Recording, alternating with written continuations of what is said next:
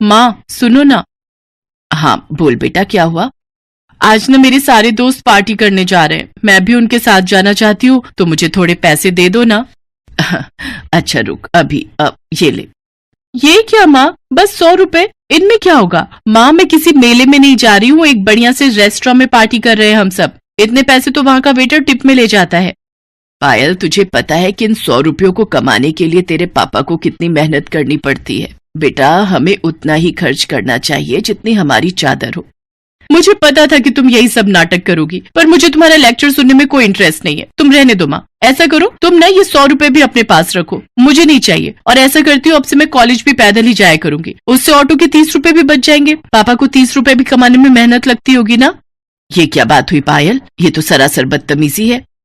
ज्योति अपनी बात पूरी कर पाती उससे पहले ही पायल पैर पटकते हुए वहां से चली गई। ये कहानी इसी लड़की पायल और उसकी माँ ज्योति की है। ज्योति के पति का नाम अजय था और उन दोनों की इकलौती बेटी थी पायल। अजय एक कार मैकेनिक था। ज्योति और अजय में अच्छी बनती थी, लेकिन इनकी बेटी पायल, उसके मिजाज जरा अलग थे। उस दिन अपनी माँ से नाराज होकर जब वो अपने कॉलेज पैदल ही जाने लगी, तभी रास्ते में उसके पास एक बड़ी सी गाड़ी आकर रुकी।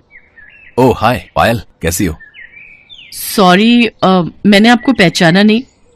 अरे मैं तुम्हारा सीनियर विकास, बीएससी फाइनल ईयर। हम मिले थे ना उस दिन कॉलेज लैब में। ओह हाँ, अब याद आया। हाय, मैं अच्छी हूँ। What about you? I am too good. तुम कॉलेज ही जा रही हो ना? हाँ। आ जाओ, मैं भी कॉलेज ही जा रहा हूँ। I will drop you. It's okay, I can manage. अरे घबराओ मत, आ जाओ, मेरे साथ तुम्हें कोई खतरा नहीं है। काफी देर से धूप में पैदल चलकर थक चुकी पायल मना नहीं कर सकी और विकास के साथ उसकी कार में बैठ गई। और फिर ओह नाइस कार। थैंक्स, पिछले महीने ही ली है। वाह, इसका इंटीरियर कितना कूल है और कितने सारे फीचर्स हैं इसमें तो। म्यूजिक तो और भी औसम है, सुनना चाहोगी? हाँ क्यों नहीं। विकास ने गाड़ी में म्यूजिक ऑन किया जिसमें पायल खो गई। वो पहली बार इतनी महंगी कार में बैठी थी। वो मन ही मन सोचने लगी कि अमीरी में कितना मजा है। साथ ही वो अपनी किस्मत को भी कोस रही थी। जब तक पायल ये बातें सोच रही थी तब तक कॉलेज आ गया। आप ना मुझे यहीं बाहर छोड़ दीजिए। क्यों, क्या हुआ? अंदर चलते ना। विकास कार को कॉलेज के अंदर ले गया और फिर पार्किंग में जब विकास के साथ पायल कार से उतरी तो वहाँ खड़े लड़के पायल को देखकर बोले, विकास भाई के तो मजे हैं यार। हाँ भाई, कसम से जिंदगी हो तो ऐसी यार, रोज इसकी गाड़ी से नई लड़की उतरती है। देखना अब इसको भी घुमाएगा फिराएगा और फिर छोड़ देगा। सही बोला भाई, पर ये लड़कियां भी कम नहीं है, विकास के पैसों पर ऐश करने में कोई कसर नहीं छोड़ती है, हैं? ये दोनों लड़के जो विकास के बारे में बात कर रहे थे वो विकास की क्लास में ही पढ़ते थे और विकास को अच्छे से जानते थे। लेकिन इन सब बातों से अनजान पायल तो हैंडसम और रईस विकास की दीवानी हो चली थी। अब हर रोज ही विकास पायल को बस स्टॉप से पिक करता और फिर वो दोनों साथ में विकास की गाड़ी से ही कॉलेज जाते। फिर धीरे धीरे वो दोनों कॉलेज से बाहर भी मिलने लगे। पायल को लग रहा था कि विकास जैसे हैंडसम और अमीर लड़के से शादी करके उसकी किस्मत ही बदल जाएगी, लेकिन विकास के इरादे कुछ और थे। वो एक नंबर का मक्कार और अय्याश लड़का था। वो सिर्फ अपने करोड़पति पिता के पैसों पर मौज करता था। एक दिन विकास की कार पंचर हो गई और विकास ने जिस दुकान के बाहर गाड़ी लगाई वो पायल के पापा की दुकान थी। उन्होंने जैसे ही पायल को विकास के साथ उसकी गाड़ी में देखा तो फौरन पायल पर भड़कते हुए बोले, पायल तुम इस गाड़ी में क्या कर रही हो और ये लड़का कौन है? पापा वो ये मेरे दोस्त हैं। मुझे घर छोड़ने जा रहे थे तभी हमारी मतलब इनकी गाड़ी पंचर हो गई। फौरन उतरो गाड़ी से और अंदर जाकर बैठो, मैं तुम्हें घर छोड़कर आऊंगा। पर पापा। सुनाई नहीं दिया एक बार में? आपकी गाड़ी का पंचर लग गया है तो अब आप जा सकते हैं। इसके बाद अजय अपने स्कूटर पर पायल को लेकर घर पहुंचे और फिर ज्योति को सारी बात बताई। पायल सच सच बता, क्या चल रहा है ये सब?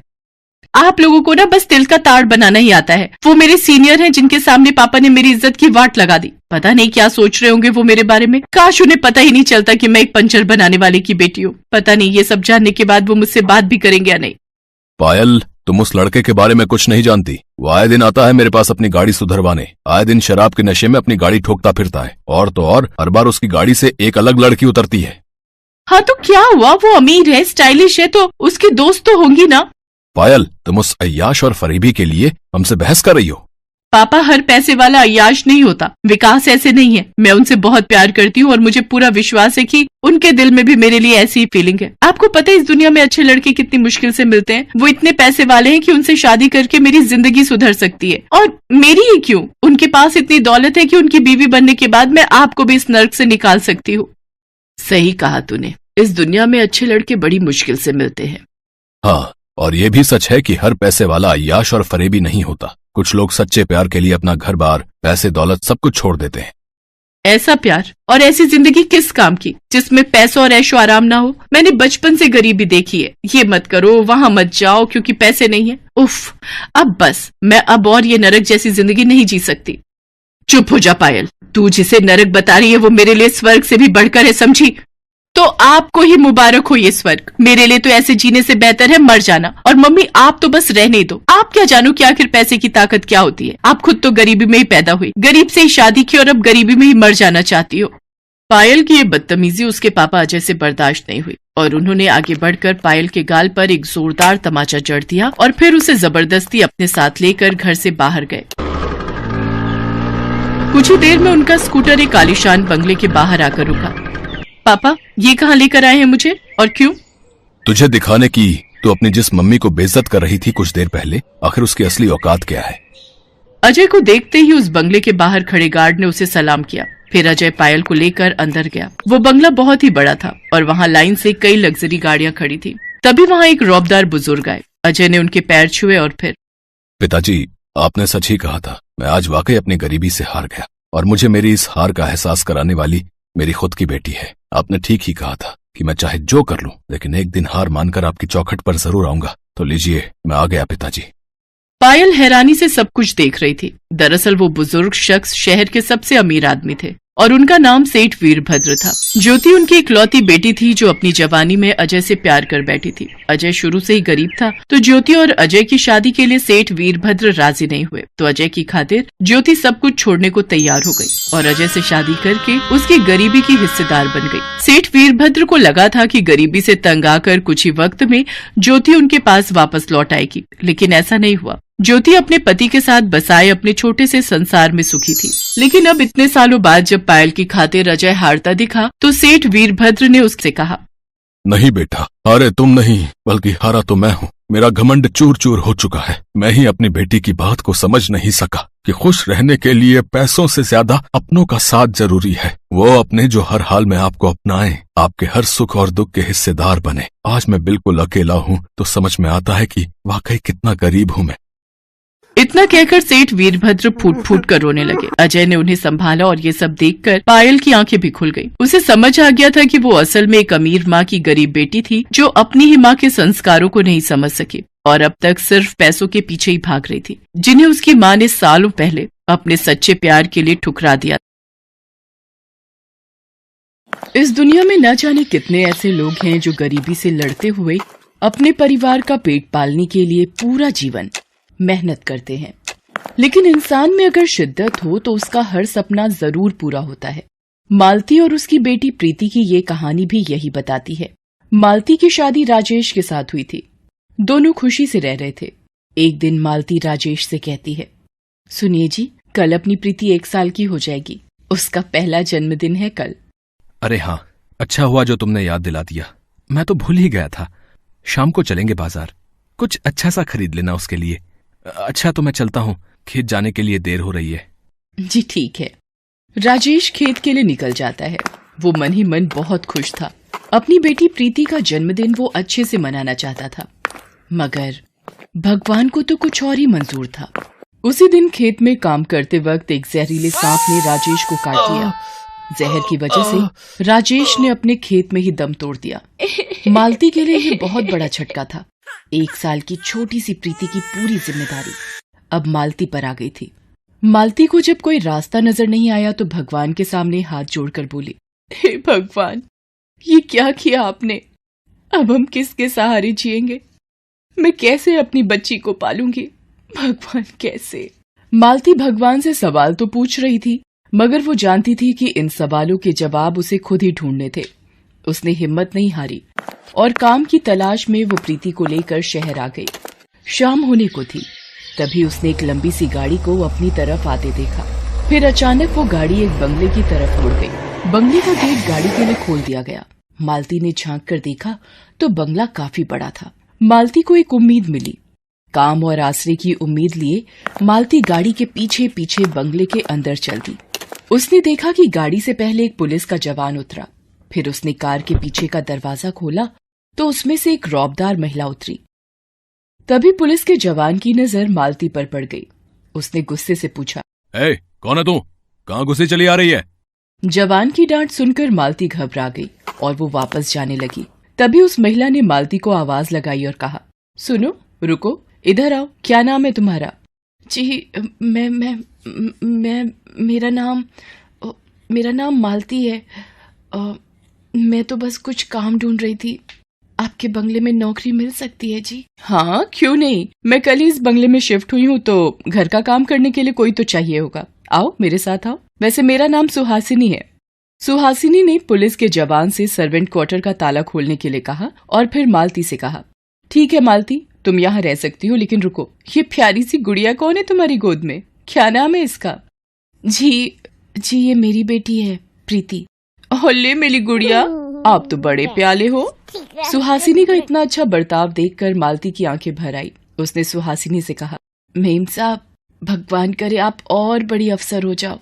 मालती की बात सुनकर सुहासिनी मुस्कुराई। पास ही खड़ा जवान जोर से हंसने लगा और मालती से बोला, बड़ी अफसर मतलब? मैडम इस जिले की कलेक्टर हैं, IAS सुहासिनी पांडे। उनसे बड़ा कोई नहीं यहाँ। जवान की बात सुनकर मालती दंग रह गई। कलेक्टर होने के बावजूद इतनी सादगी, घमंड का नामो निशान नहीं था सुहासिनी में। अब तो मालती के दिल में सुहासिनी के लिए इज्जत और बढ़ गई। धीरे धीरे वक्त बीतता गया। मालती सुहासिनी के बंगले का पूरा ख्याल रखती, घर का सारा काम करती और साथ ही वो अपनी बेटी प्रीति का भी अच्छे से ख्याल रख पा रही थी। सुहासिनी भी मालती के काम से बहुत खुश थी। एक दिन जब सुहासिनी प्रीति के साथ खेल रही थी, तब मालती ने बड़ी हिम्मत करके उससे पूछा, मेम साहब, एक बात पूछूं, आपने अब तक शादी क्यों नहीं की? हाँ, मैंने जिससे शादी करनी चाहिए वो किसी और का हो गया, तो बस अब ऐसे ही जिंदगी गुजार रही हूँ लेकिन खुश हूँ। आंखों में नमी लिए सुहासिनी हल्का सा मुस्कुराई और वहां से चली गई। मालती ने तय किया कि वो दोबारा कभी इस बारे में सुहासिनी से बात नहीं करेगी और उसका दिल नहीं दुखाएगी। एक दिन सुहासिनी जब ऑफिस से लौटी तो उसके हाथ में कुछ खिलौने और पेंसिल कॉपी थी। सुहासिनी ने आवाज लगाई, अरे प्रीति, कहाँ है मेरी गुड़िया? देखो तो आंटी आपके लिए क्या लाई हैं। सुहासिनी प्रीति से बहुत प्यार करने लगी थी। प्रीति भी सुहासिनी की आवाज सुनते ही सब कुछ छोड़कर उसकी तरफ भागी चली आई। प्रीति नए खिलौनों और पेंसिल कॉपी को देखकर बहुत खुश हुई। सुहासिनी ने देखा कि प्रीति ने सारे खिलौने एक तरफ रख दिए और पेंसिल पकड़कर कॉपी में आड़ी तिरछी लाइन बनाने लगी। उसे ऐसा करता देख सुहासिनी को बहुत अच्छा लगा और मालती से बोली, लो मालती, देख लो, तुम्हारी राजकुमारी ने खिलौने छोड़कर पेंसिल पकड़ ली है। मालती, तुम बिल्कुल परेशान मत होना। मैं वादा करती हूँ कि प्रीति जहाँ चाहेगी और जब तक चाहेगी मैं पढ़ाऊंगी इसे। इसकी पढ़ाई लिखाई की सारी जिम्मेदारी मेरी। ये कहकर सुहासिनी वहां से चली गई और मालती उसे कुछ कह ही नहीं पाई। उसके लिए तो सुहासिनी भगवान का रूप लेकर आई थी। धीरे धीरे वक्त गुजरता गया और प्रीति बड़ी होने लगी। सुहासिनी उसकी पढ़ाई का सारा खर्च उठा रही थी। इसके अलावा जब भी उसे वक्त मिलता वो खुद भी उसे पढ़ाती। देखते ही देखते प्रीति ने पहले 12वीं में टॉप किया और फिर कॉलेज में भी। लेकिन उस दिन की बात ही कुछ अलग थी। सुहासिनी की गाइडेंस में प्रीति ने यूपीएससी की परीक्षा बहुत अच्छी रैंक के साथ पास कर ली थी। रिजल्ट आने के बाद प्रीति की खुशी का ठिकाना नहीं था। आंटी, आंटी, माँ, कहाँ हो आप दोनों जल्दी आओ। तभी दरवाजे के पीछे से मालती और सुहासिनी दोनों अपने हाथों में मिठाई लिए प्रीति के पास आए। तुमने यूपीएससी क्रैक कर दिया ना, तो क्या ये बात मुझे नहीं पता चलेगी? मेरी गुड़िया रानी, I am proud of you. Malti की आंखों में आंसू थे। उसे मिठाई खिलाई और फिर सुहासिनी के पैरों में गिर पड़ी। मेम साहब, मैं कैसे आपको शुक्रिया अदा करूं? आप भगवान हो हमारे लिए। आज के जमाने में इतना कौन सोचता है किसी के लिए। तुम मेरी अपनी हो मालती, और गुड़िया तो है ही मेरी बेटी। चलो अब एक काम करो, जल्दी से तुम दोनों तैयार हो जाओ, तुम दोनों के लिए एक सरप्राइज है। सुहासिनी मालती और प्रीति को कार में बैठाकर निकल पड़ती है। रास्ते में प्रीति सुहासिनी से पूछती है, हम कहाँ जा रहे हैं आंटी? आज मैं तुम्हें अपना असली घर दिखाने ले जा रही हूँ। अच्छा सच्ची? आज तक तो आपने कभी इस बारे में कुछ नहीं बताया। सुहासिनी मुस्कुरा देती है और कुछ नहीं कहती।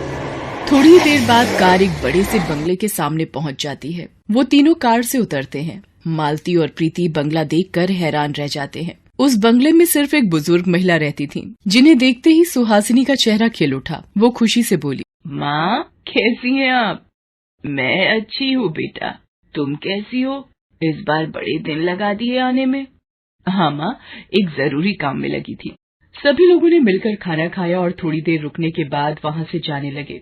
सुहासिनी ने बुजुर्ग महिला के कान में कुछ कहा, जिसके बाद उन्होंने प्रीति के सिर पर हाथ रखकर उसे आशीर्वाद दिया। फिर तीनों उस बंगले से बाहर आ गए। कार में प्रीति ने सुहासिनी से पूछा, आपकी मम्मी कितनी अच्छी है आंटी, और आपने कभी बताया नहीं कि आपका असली घर इतना बड़ा है। सुहासिनी ने प्रीति की बात का कोई जवाब नहीं दिया। जब कार बंगले से बाहर निकली तो प्रीति ने गौर किया कि बंगले के बाहर लगी नेम प्लेट पर लिखा था तृप्ति सिंह और नीचे लिखा था रिटायर्ड आईएएस। प्रीति ने नेम प्लेट पढ़ते ही सुहासिनी से पूछा, आपकी मम्मी भी आईएएस ऑफिसर थी आंटी? आपने बताया क्यों नहीं आज तक? वाह, बेटी भी आईएएस और मम्मी भी आईएएस, क्या बात है। सुहासिनी खामोश थी और मालती हैरान। उसकी समझ में कुछ नहीं आ रहा था। कुछ देर बाद सुहासिनी ने कार को एक गांव के पास रुकवाया और एक टूटी फूटी झोपड़ी की तरफ इशारा करते हुए कहा, प्रीति वो है मेरा असली घर। यहाँ मैं अपनी माँ के साथ रहती थी।